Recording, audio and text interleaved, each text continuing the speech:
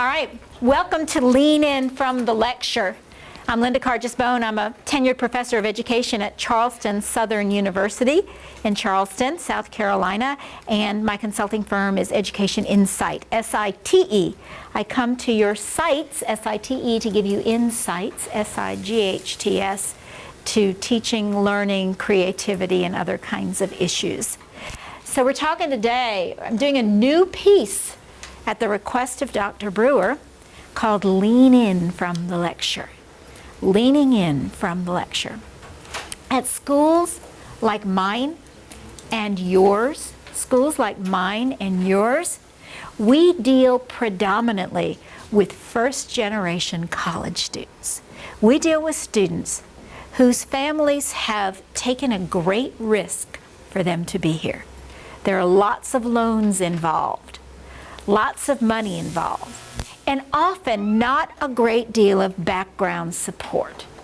They're probably the first person in the family to go to university. So they have high levels of anxiety. Schools like ours have problems with retention. How many times do we hear that word?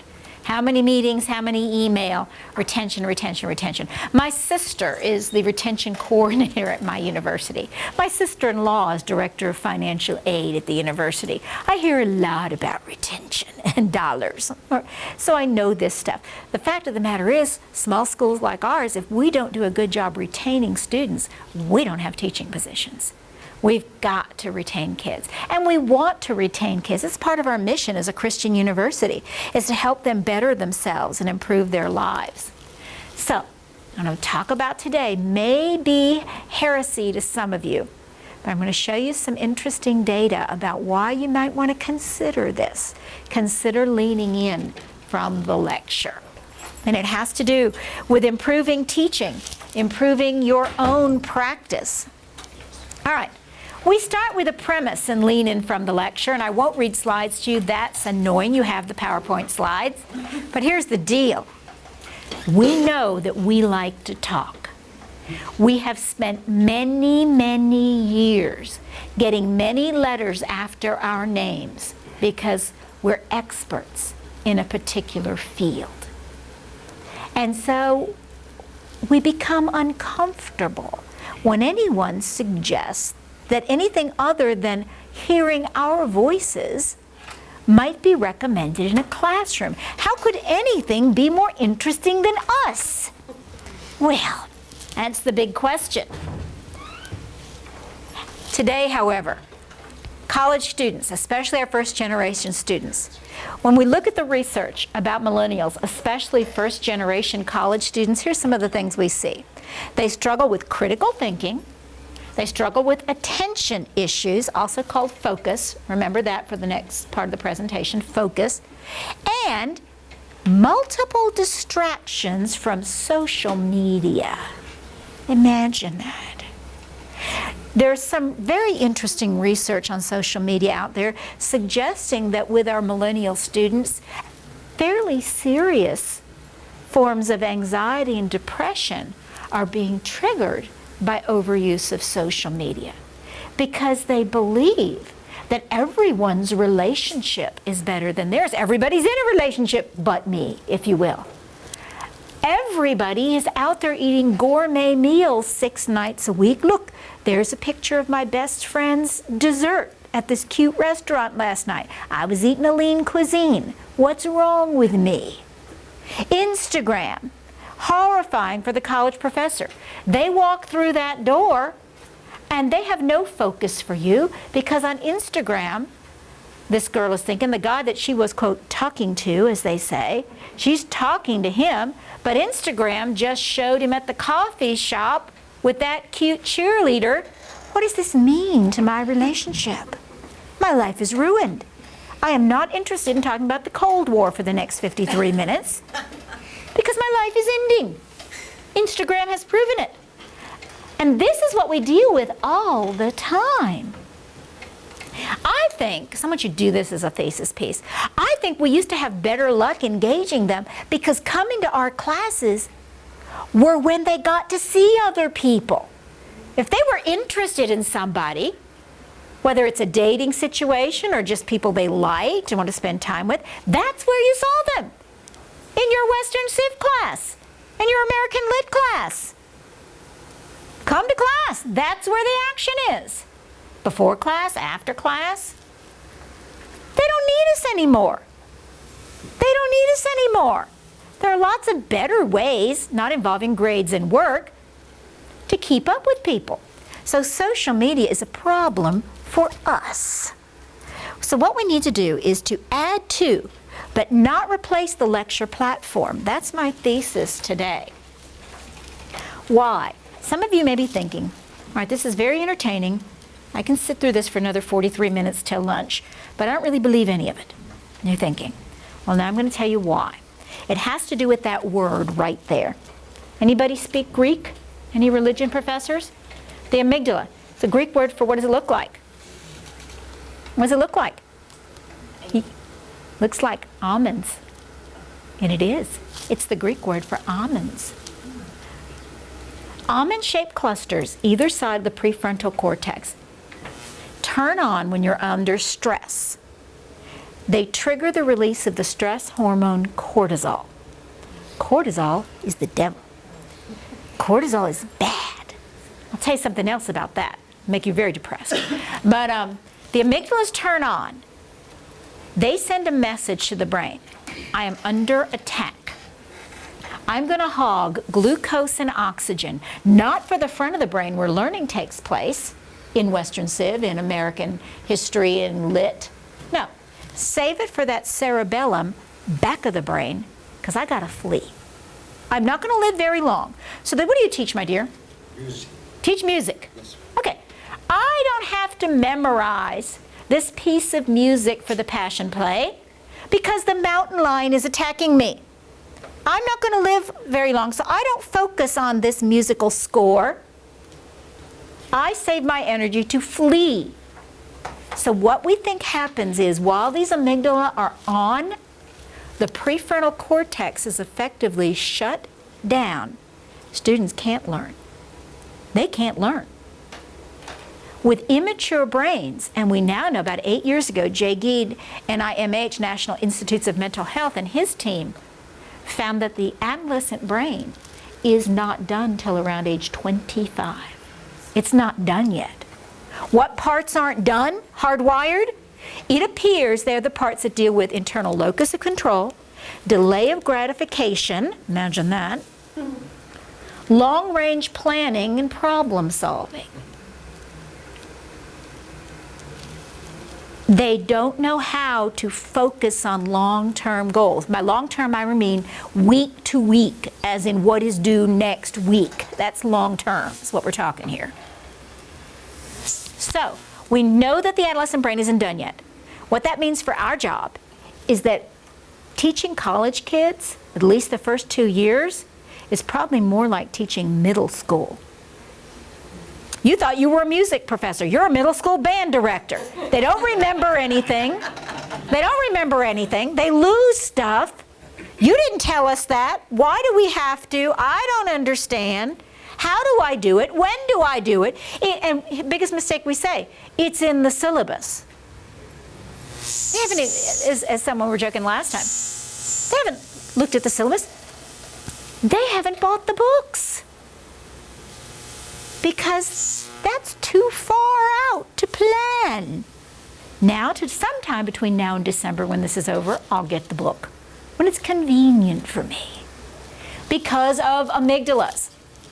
Now, all kidding aside, part of what we have to do on Monday is turn off the amygdala and raise serotonin and dopamine, or we're not going to engage them long enough to keep them here. I'm going to share with you 2 strategies that are easy and effective.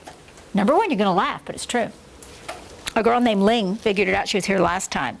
And she started laughing. I said, what do you think? She said, I know you're doing this. And your syllabi, if you haven't done them, print them in a larger font, like a 14. Why? What's the message? It's fun. Ling said, it's a children's story. I said, that's it. That's the message. This is not scary chemistry. This is not scary music Capri. This is a story about music appreciation. I like stories. You're laughing. I'm telling you how to deal with their little brains. So it's not as threatening.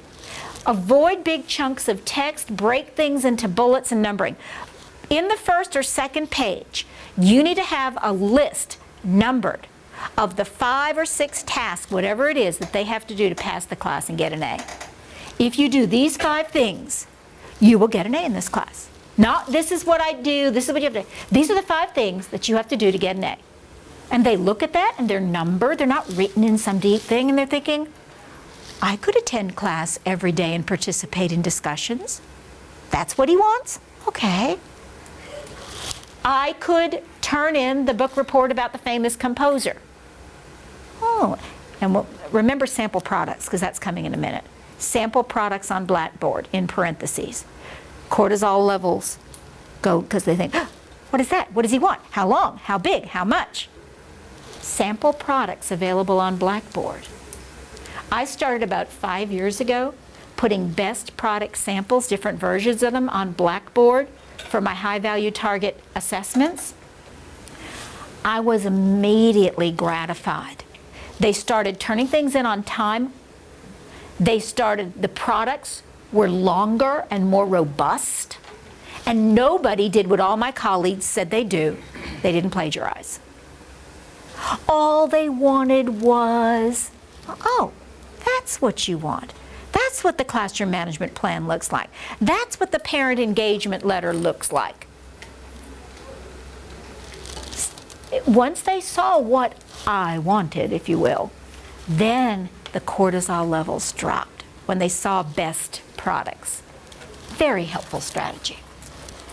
Another interesting trick of the trade is the first chapter of Brain Tips is on the teacher brain.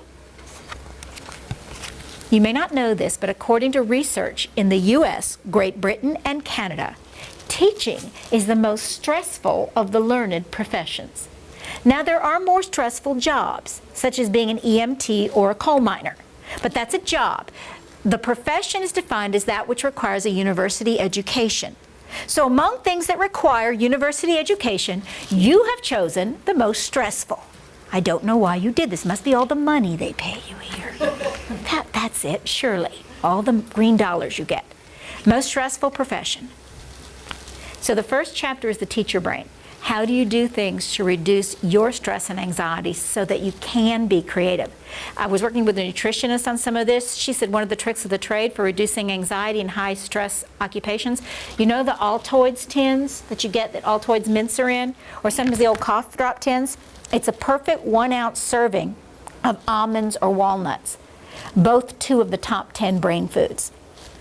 So during the day, you want to fill it up every day. And during the day, nosh on that a little bit, because it has choline, and acetylcholine is a neurotransmitter. So it maintains your focus, allows you to maintain what we call, when we're doing this kind of work, we call this a metacognitive state. In the old days, when not as many kids went to college, when arguably it was the cream of the crop that went and everybody else went to the military, went to work, everybody's going to college now, that's cool. But not everybody is as prepared. We used to be able to maintain a cognitive state when we were teaching. Not enough anymore. We have to maintain a metacognitive state when we're teaching. Metacognition, thinking about thinking. We can't just throw out there talking about Gershwin. We've got to be thinking, that kid's parents are going through a divorce. That girl's fighting with her roommate. That soccer player has broken her foot again. She's probably on pain meds, so she's not with me. I need to make sure that I give her a study guide. We've got to be in their heads, not just in our own heads, because there are too many distractors, and they're not going to get it.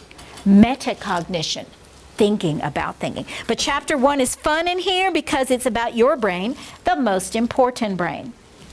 What we found with these amygdala, with kids, once you turn off the stressor, that which has triggered the stress, and we don't know why, probably because it's an immature structure, it appears that the amygdalas may stay on for weeks or even months after the impactful situation.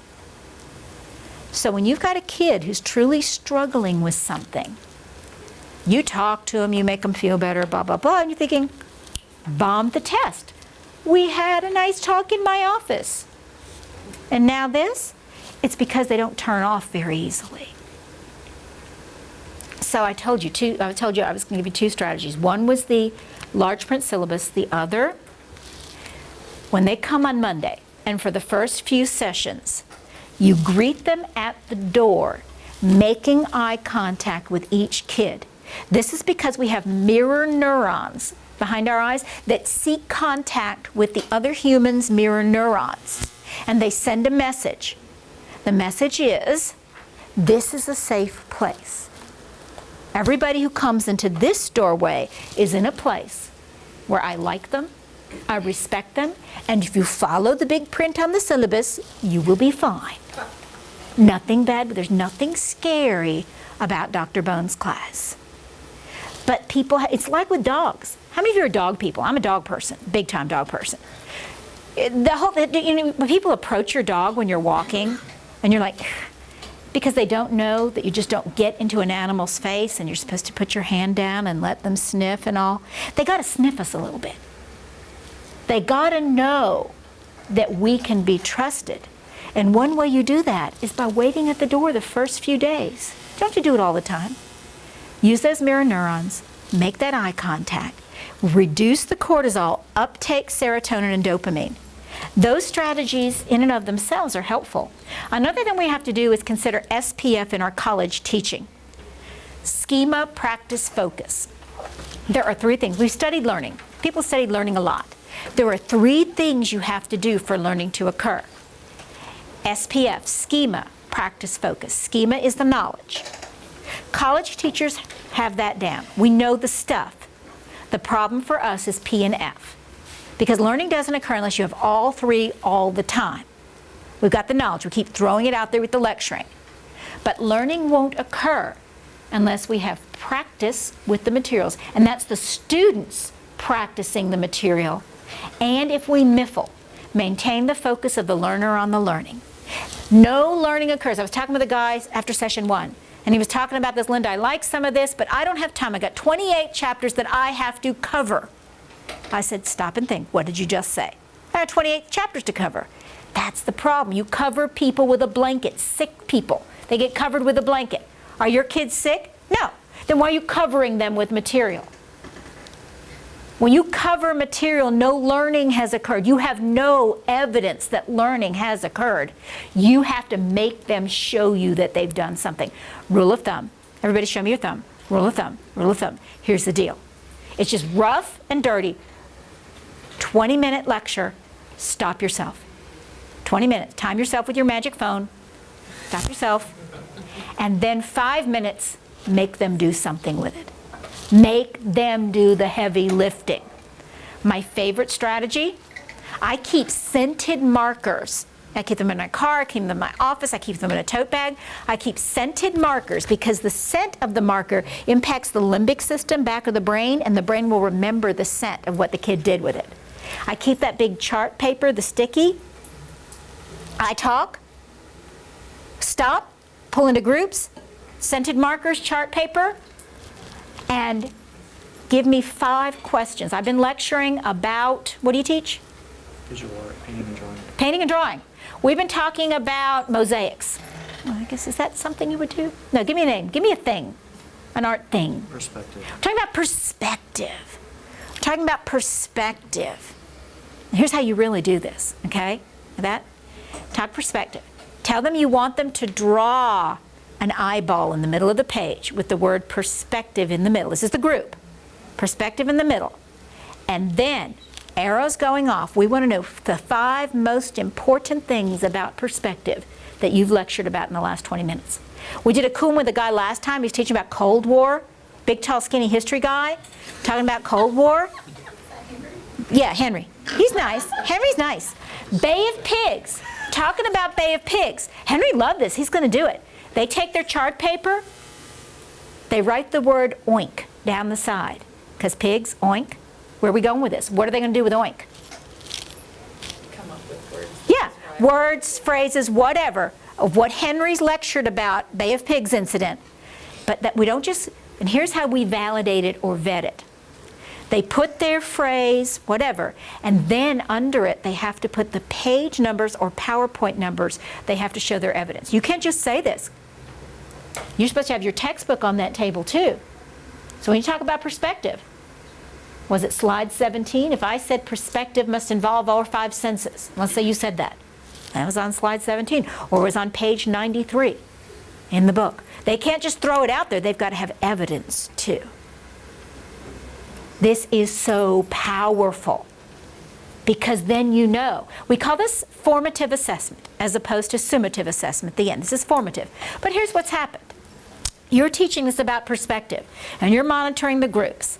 And they're doing a good job with it. But let's say there's one particular nugget about perspective that you think is the cat's meow. It's the thing. It's going to be on the test. And nobody picked up on it. You got a problem. You have cognitive dissonance. So you come back. You put 1 or 2 kids. They teach it back. Remember, teach it back. It's coming up in a minute. It's the highest level of retention on the cone of learning. Highest level of retention is when you have to teach someone else the schema. So they teach it back, and then you say, you know, guys, this is great, I like these things, but there's one particular fact about perspective that I expected to see and I did not see, and it's going to be on the exam. And it's this. And they look, and you'll see the cognitive dissonance. Tell me why. Where did we go wrong in this relationship that it's not on there? And then you'll get something like, oh, I thought it was part of that thing. I thought they were the same thing. Well, not exactly. They're both important, but they're separate things. Fix it. Fix it right now while I'm here. Everybody go back and add that, because it really is important, and it's not the same as the thing you did incur. And you wouldn't have known that till you get to the final exam, and they bombed 2 items based on that particular piece of knowledge because you had no way to know what they didn't know. So and here's the other thing. It helps you so that you're not so tired. It's exhausting doing what we do. It's exhausting. So when we call this, it's an element of flipping. We're flipping it. I talk 20 minutes. Now you got to do something. You got to do something now. Because in the real world, they don't pay me to follow you around and talk about, you know, networking. You got to be able to network yourself. All right, so we're going to talk about 10 strategies. But first, I got to know about your brain. So pull out your brain quiz, and we're going to assess your brains, finding out how fertile your instruction is. We'll do this together. Item 1. During a class session, I break up lecture with an activity that involves movement or some sort of small group interaction among the kids. During a class session, I break up the lecture and they do something. How often? Seldom, sometimes, or frequently. One flower, I seldom do it. Almost never. So it happens occasionally. Oh yeah, I love this stuff. I try to do this at least once a week. Let's say frequently is at least once a week. Okay, so you have some sort of a benchmark to work backward from. Frequently is at least once a week. You walk in my class, it's not me up here. It's me moving around when they're doing something. That is our benchmark, our rubric for frequently.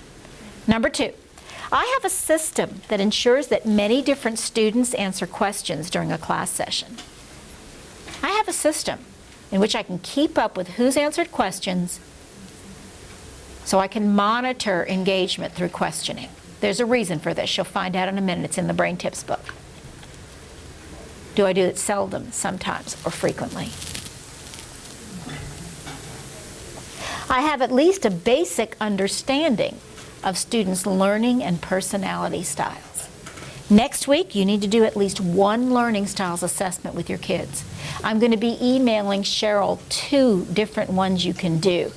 Cheap, easy, and fun, if you want to try this. Seldom, sometimes, frequently.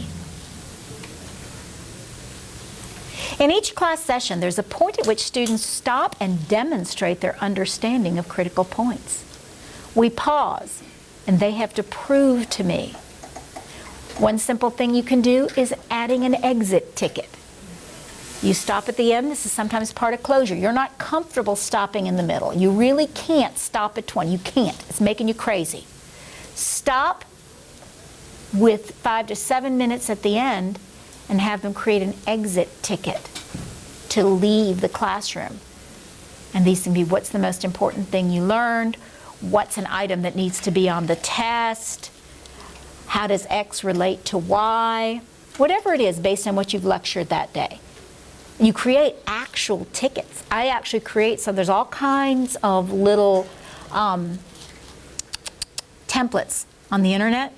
I do a stack of them the beginning of the semester. I don't do this every time, but they know the drill. Grab an exit ticket, and you don't leave here without an exit ticket. So this is yet another way to lean in from the lecture. My assessments have different ways to show what you know. Question 5. And give yourself some flowers. Students have the opportunity to teach other students. In your class, did they teach each other? And if so, seldom, sometimes, frequently. I have a nice balance of listening, speaking, reading, and writing. I believe all my students have the capacity for critical thinking and creative activity. Now you've given yourself flowers. I give samples and best product models. And the last one, I think of myself as a creative teacher. Do you, or is that the person across the hall? Who's the creative teacher? Is it you? Give yourself some flowers. Now tally the flowers, and let's talk about this. Tally the flowers, and let's look at the key. Let's see what we got in here. 25 to 30 blooms. You're developing a garden of critical and creative thinkers in your discipline. There will be a bountiful harvest of learning. You dig deeply into cognition and fertilize the creative spirit, your own and the students. You got 16 to 24 blooms from this assessment. Critical and creative thinking are sprouting up and taking hold in your classroom, but there's room for growth. Finally, 15 or fewer blooms. We got a situation. Time to till the soil, get out the fertilizer. What I typically find in this is you're either very new at this and you're afraid to take risks because others may think you're nuts, or you've been in here a long time and you've gotten into a rut. You've gotten into a rut, and you need to shake your own self up a little bit. One strategy, bring in a master gardener. Bring in someone who likes this and say, look at my thing. What can I do to jazz this up? Most important slide of the presentation. This is the thing that makes believers out of the naysayers. This is the learning pyramid, sometimes also called the cone of learning, because it's like a waffle cone flipped with the point at the top. Most faculty hover around the first 2 benchmarks, the first 2 descriptors. These percentages represent retention of knowledge among the learners. Our preferred strategy, our go-to, the lecture, followed by read this, it's going to be on the test. The lecture, followed by read this, it's going to be on the test. What are the chances that they're going to retain much if that's all we do? What are the chances? Where does lecture fall? Less than 10. Less than 10%. Followed by our favorite, reading, 10%. Where do we get the most bang for our cognitive buck? Just starting with discussion and down. Discussion, actual practice, and then them teaching somebody, which is that thing we talked about with the chart paper and the scented markers. When they flip it around and have to just teach it back to someone else, because that's the end step. Each table teaches back. I'm talking about Cold War. I've done oink. This is our oink. Well, this is our oink. Then we flip to discuss. Well, why did you say oink was about Khrushchev But we said oink was about Gary Powers, the pilot who flew over Bay of Pigs. How was that? Why don't we have Khrushchev? But you got Khrushchev, you got Khrushchev. Why do we have all Jack Kennedy but no Bobby Kennedy talking about Bay of Pigs? How can you have Bay of Pigs not talk about Bobby Kennedy? You can't.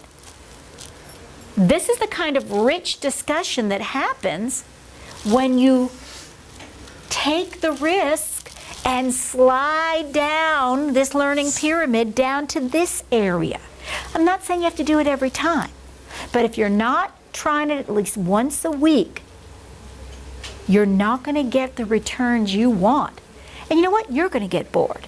You're not going to have a good time with this. Because part of the reason we do this is because we love our discipline. There's a relationship between the number of blooms and your impact on kids. Second most important slide. Researchers removed a famous painting from the Museum of Modern Art in New York City. They suddenly took it away one day. Then they gave assessments to individuals who had interacted with it every day.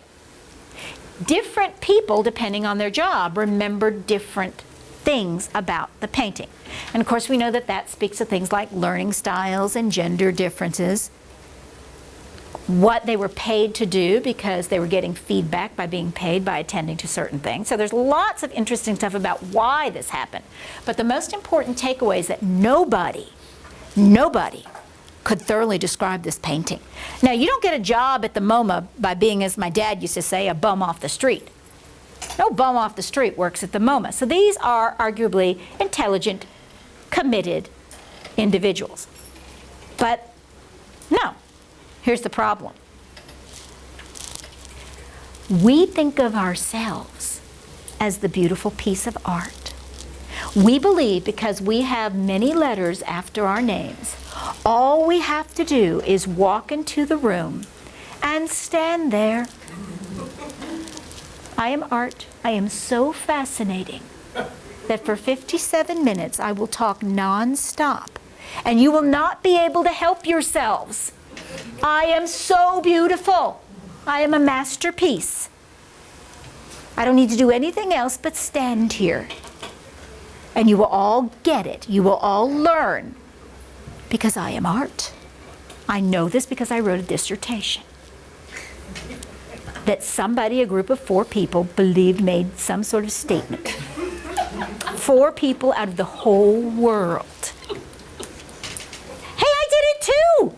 I did it too! I feel very special about it. And they're up there, no! We gotta do a little more. We gotta do a little more. So, as we wrap up, just a couple quick ideas. Remember schema, practice, and focus. That's the most important thing. Make sure you have time for practice and make sure you're maintaining focus. When you teach from all over the room. If you're at the front, you cut down on engagement. If you've got that cup of sticks, did I talk about the sticks already? The craft sticks? I'm going to talk about pick a stick right now, because it's one of the strategies, pick a stick. In the book, there's strategies and the page numbers are here. One easy way to do this is pick a stick. You go to Walmart and you get the craft sticks, okay? Put the students' names on them. Put them in the coffee cup. You walk around, talking. You pause. You don't want to pause. Let's say you don't want to pause and have everybody do something. You pause. And what's your name, baby, again? Tell me. Tim. Jim. Tim. Close enough. Tim or Jim? I'm old. I can't hear. Help me. All right. You. All right. Let's pretend that he is my ADD or BAD boy. We don't know which he is. Maybe he's both. But I see him getting antsy here. So I walk by with the coffee cup and I shake it a little bit. And he gets to pick the stick. And the name on the stick is, what's your name? Shayna. Shayna. Shayna, you have to answer the question.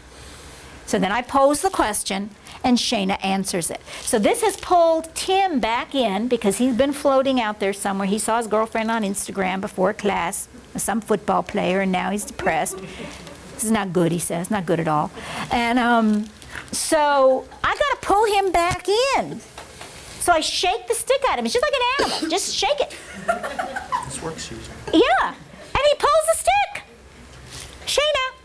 And Shayna answers the question. And then, of course, Shayna can pull the next stick, and this keeps them going. Now, if you really want to get into very high-level response to intervention, RTI or DI differentiated, you're going to laugh at this, but I'm going to send Cheryl the thing. There is a Hershey's personality quiz using the Hershey's miniature candy bars. Okay, you put them on the table, a couple of each kind. Tell people to pick their favorite.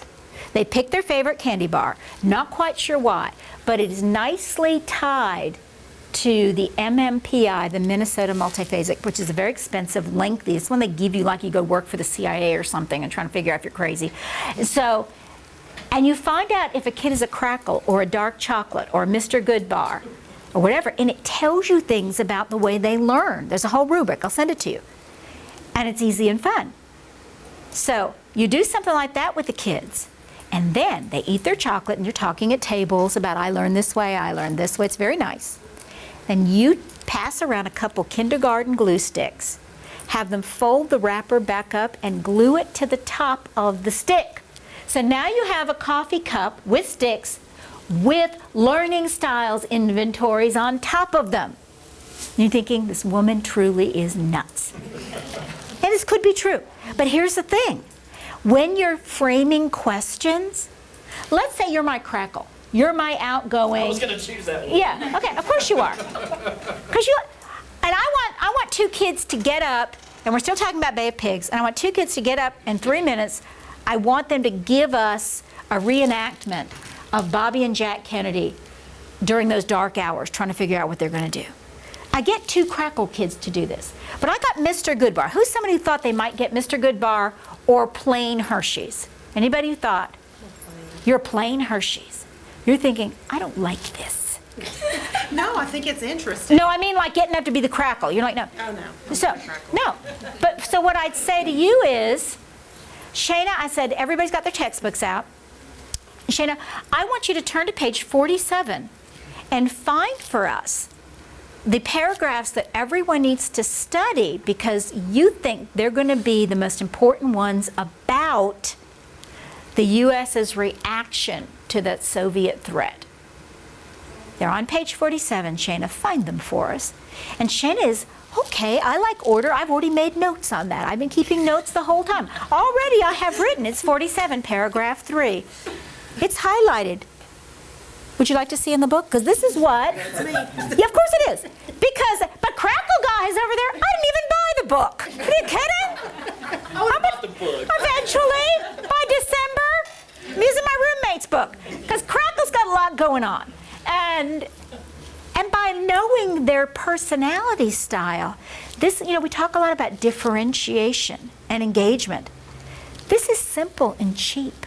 You don't have to be a kindergarten. People say, this is so primary, Linda. I wanted to teach first grade. I would have taught first grade. I got news for you. You're teaching first grade. You like to think you're not teaching first grade, but you are. And you have got to line them up and get them involved in whatever you're teaching about. This particular section, you're going to get some brain tips, and we're going to wrap with this. You'll be getting the book, but these are some of the page numbers with some of the favorite things that college teachers like. Pick a stick. All of this is defined in great detail, page 44.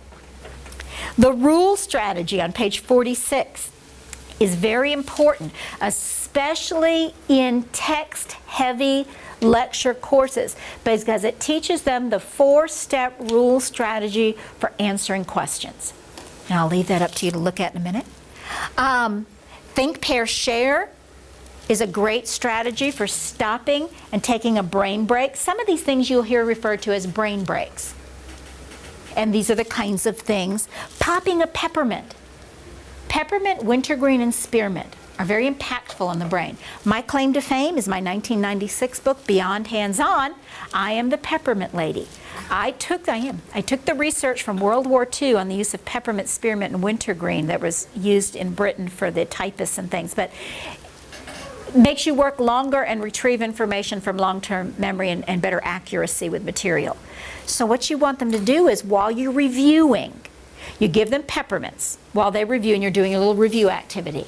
Then You pass out peppermints during the test because the limbic system in the back of the brain will remember the smell and the taste of the mint when it goes back. Because remember, the brain is, there's so much information. The brain has to decide what to delete. It's always going through its inbox, trying to decide, what do I keep, what do I delete? What do I keep, what do I delete?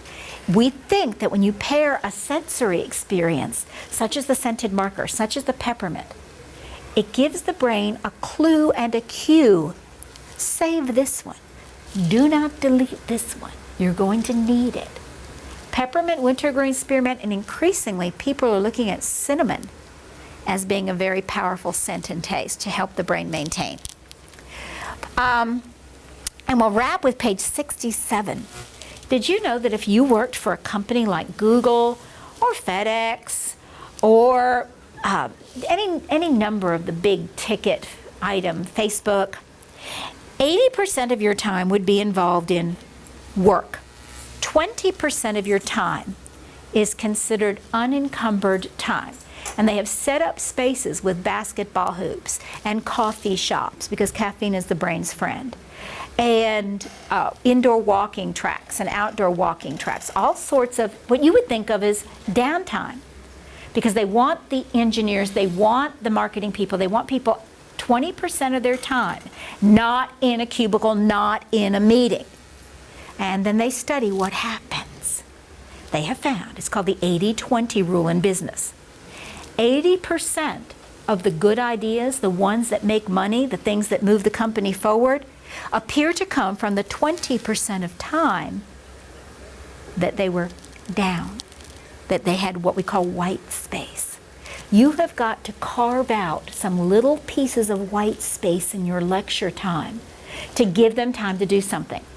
So this strategy called Overnight It To Me, which is described on page 67, you literally get the secretary, department secretary, to collect some used FedEx envelopes, have a little stack of them, and then you give a test. You've been teaching about something, whatever it is, and then you pose an open-ended, something we want them to take it to the application level.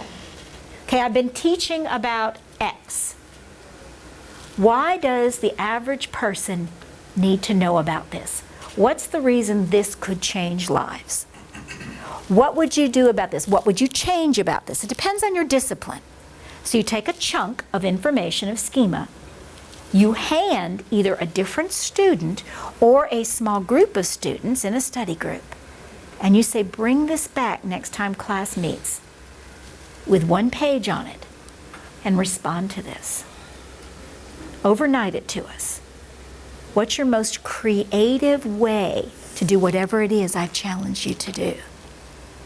So you're dealing with a great composer, let's say. I've given you 2 composers we've talked about today. Who is the greatest of these 2 and why? FedEx it to us next time. We want 3 reasons. And so instead of you standing up there going, meh, meh, remember the old Charlie Brown cartoons when the teacher talks and the teacher sounds like ring, ring, ring? When they FedEx and bring it back, and they're going to decide out of these 2 composers from the mid-19th century, which was the greatest. They're going to, and all their friends are going to be, because they're going to be engaged like, oh, look at him up there. He's late to every class, he's done, and now he's going to tell us? This ought to be pretty good. So they're engaged because their peers are up there. I love this stuff. I'm trying to do more of it. I warn you, it's not for the faint-hearted. It will reveal things to you about your teaching that may make you uncomfortable. You may be in a rut. You may not have what they say, you may not be on your A game. That doesn't mean you can't back on. You may have lost some of your joy. Or you may find when you start doing this, as I have found, I thought I was doing a darn good job about something. And then when we do that small group thing and they teach it back, it didn't show up. I thought I was talking about I statements and how valuable they are in classroom management, or active listening in classroom management. I thought I did a very witty repartee about I statements and active listening. But that's not what came out when we deconstructed and they came back with this, nobody mentioned it. But I know it's on the praxis exam, and my students have to take praxis. So I need to revisit active listening and I statements because they didn't get it. And it's on me. It's on me if they didn't get it. Because when none of them got it, it means it's on me. I hope you enjoy this. We'll make sure you get brain tips. I'll be available to chat and I'll be at lunch. Thank you for the warm welcome here in Louisiana.